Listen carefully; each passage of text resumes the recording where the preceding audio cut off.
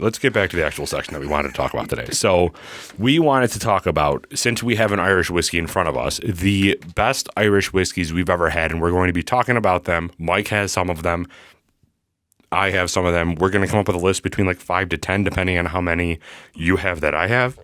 And we just wanted to provide our listeners with some reasonings why we chose them, what type of whiskeys they are, and just an overall discussion if you guys wanted to go pick out an Irish whiskey and maybe Clonakilty is not near you, because Addie's is actually the first store in America that is selling this. I'm pretty sure, right? First store in Buffalo? First store in Buffalo for sure. First store in Buffalo, 100%. America, I'm not positive because there's reps in like Virginia. Yeah.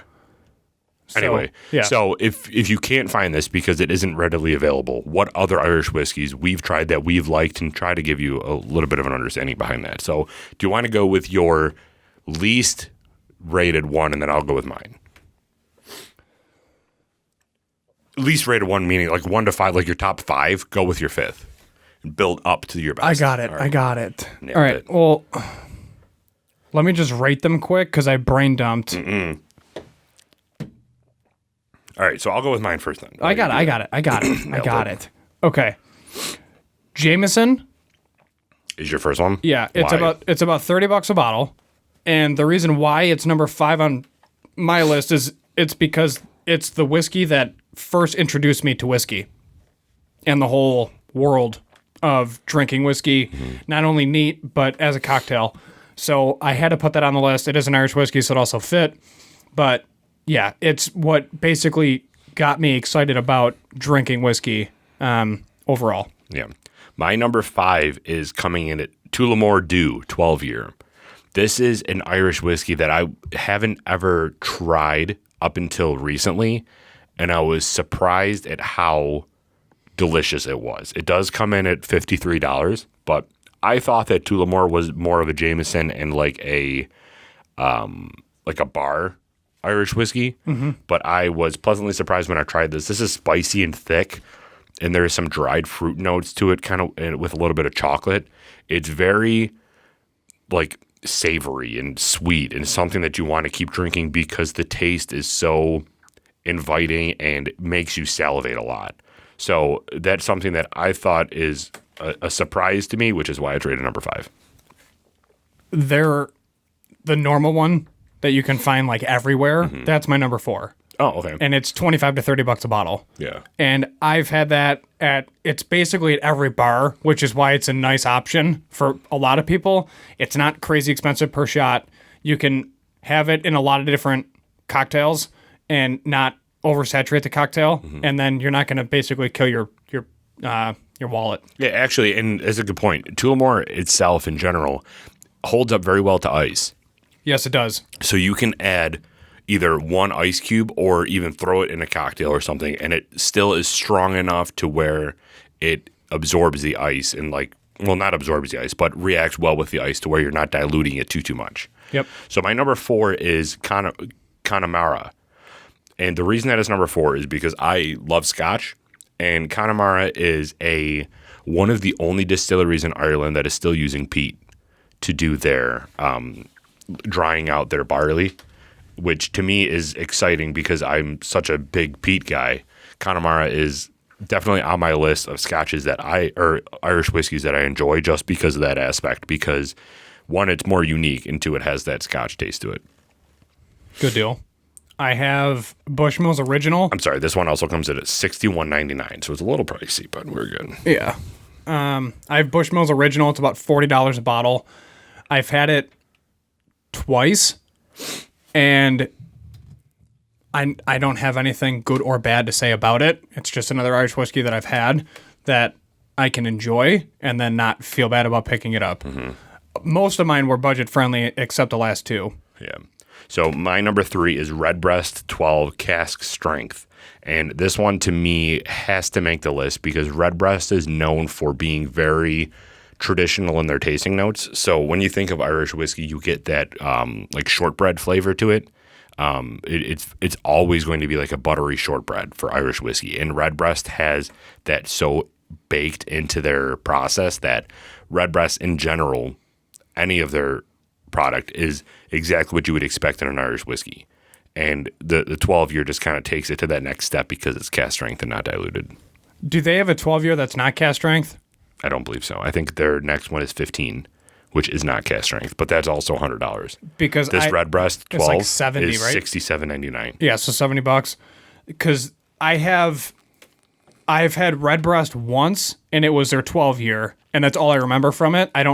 When I had this, I wasn't super into whiskey, so I didn't fully understand like all the intricacies like I do now. So if that is the only one that exists at that year mark, then I've had that. At that year mark, maybe, yeah. That's also on my list, is Redbreast 12-year. Look at that. I had it when I was in Europe, and it was really good. That's a BHH recommendation right there. Right there. So that's your number 2? Yeah. My number 2 is Green Spot.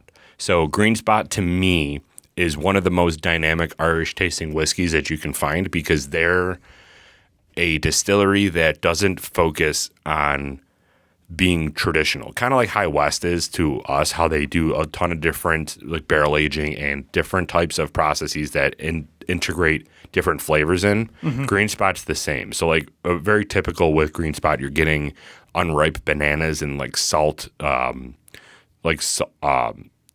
saltwater, coconuts, and like red berries. So it's a very dynamic tasting note.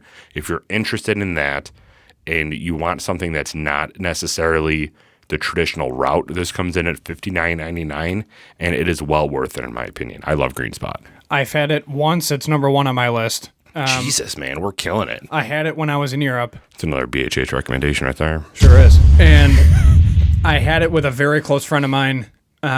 He introduced it to me with the bartender, and they said, just try this. I had to have a drop of water in it because I was super thrown off.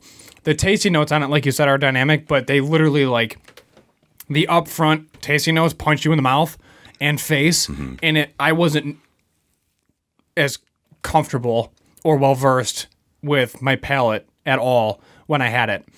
And I enjoyed it, but I think I respected it more than I enjoyed it when I had it. I haven't had it since, and that was 2017.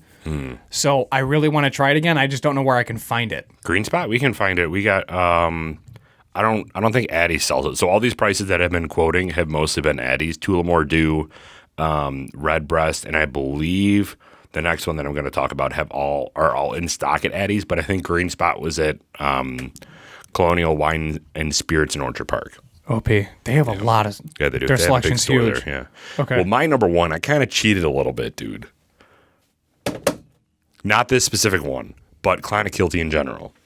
When I had their stuff, that is fantastic, and it was the Clonakilty Double Oaked. So if you are again interested in the Clonakilty brand, go back and check out the interview that released last Friday. To me, it's just such a great product. So the Clonakilty Double Oaked won World's Best Blended Irish Whiskey in 2020, and they won the double gold in the 2019 San Francisco World Spirits Competition. They are this makes it the first Irish whiskey to be finished in a Neoc cask, which a Neoc is ex-red wine barrels from the Bordeaux region of France. And the best part about this is it's only $42.99. So their whiskey is so well-rounded and it's so delicious. To me, this is exactly what Irish whiskey is meant to be, which is why that's my number 1 recommendation. I built my list with products that I've had up to this point, and then I did not include them because I wanted to basically just talk about me up to this point with my tasting notes and progression. Sure. I agree with you. I feel like every house, we always say that there's must-haves in your home bar. With like Devil's River, 3-Chord, Jameson, Bullet, and then if you get into like finer, well, not necessarily finer, but just other options, you can throw in like St. Lawrence. Yeah. And then now this. I feel like a Clonakilty has to be on your shelf just because it's not super hot. No, it's not. I mean, it comes at what, 43.6 ABV, I think?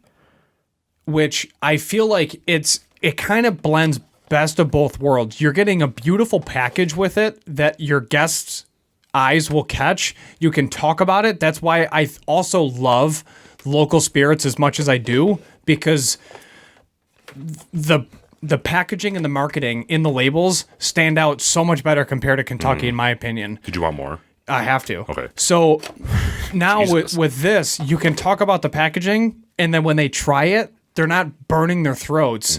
And then you can further talk about Ireland with them, and then you can just tie everything in full circle, and it just makes you that much better of a host. Yeah. And you're not killing your wallet by buying these either. So for me, I feel like this is something that just has to be on your shelf. Yeah. I agree. I agree.